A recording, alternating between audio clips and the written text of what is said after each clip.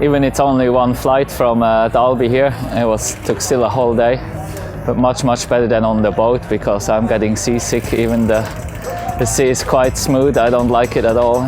Right now made it just perfect, and tomorrow I think the course can't be any faster. I'm racing the 29er hardtail. For me it's just the most fastest accelerating bike. On the start I'm very confident as well, just to sprint out with that bike. Feeling very good, had an awesome 1.5 laps, and everything is possible tomorrow.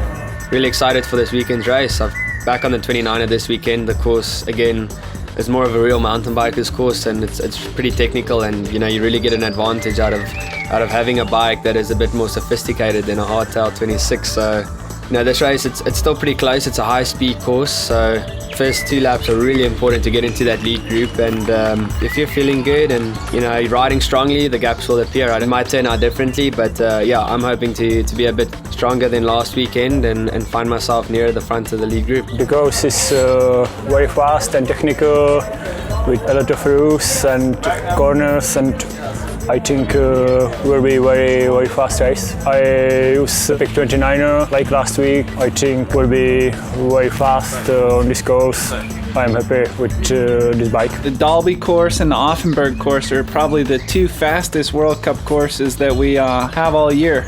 It is bumpy, but I'm not sure if it warrants the Epic. I think either the hardtail or the Epic are pretty similar. It's just I need as much help as I can get on the climbs, and the hardtail's a little bit lighter, so I feel like that's a benefit. Yeah, unfortunately that we don't have Ryan, the Chinese girl, with us this weekend. She, on the course training a couple of days ago, she fell off and injured her back. So yeah, you need a good start here, and like always in a World Cup.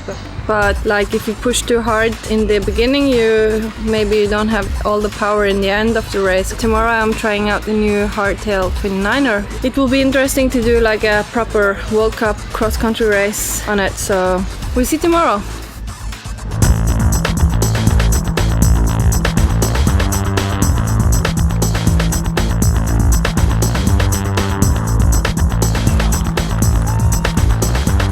You have to have your best day every weekend to be up there, and it's time to go back home for some training again and prepare for the most important half of this season.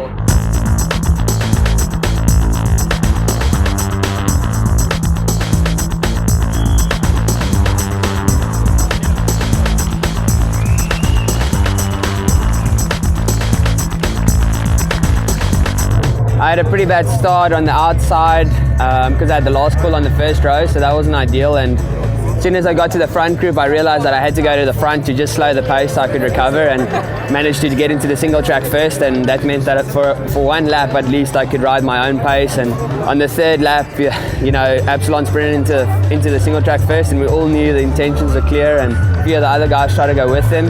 Myself and Yara worked ourselves forward.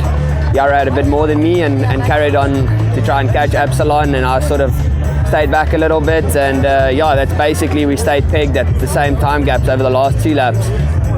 The pace out there was really fast, just on it from the start. The course is just almost like asphalt out there. So really fast, and race started all right for me. I made it into maybe the main chase group, stayed with that group until the 5th lap. I started to crack, and then on the 6th lap it was a complete detonation. I was giving everything I had, suffering, and I was going about half the speed. I rode the course easy in warm-up. So it was a painful day out there for me. Well, there were lots of lows today. Already lap 2 I was battling with Upsala going into a trail. I broke a spoke, but that was just the head thing. You hear the spoke. I had to pump the rear brake all the time because probably was a little bit air in there. When Upsala and Kulavik broke away, I tried to gap, and yeah, I had a crash. He broke away. We were riding for 3rd. I had a flat tire. I thought I can save it, but then I completely lost the air. And then I'm sprinting last hill up through this finish, catching people, and there was 1 lap to go. Like that cracked me completely. Really hot race and really fast. Julian was incredible today and really tactical, but I'm satisfied with the race.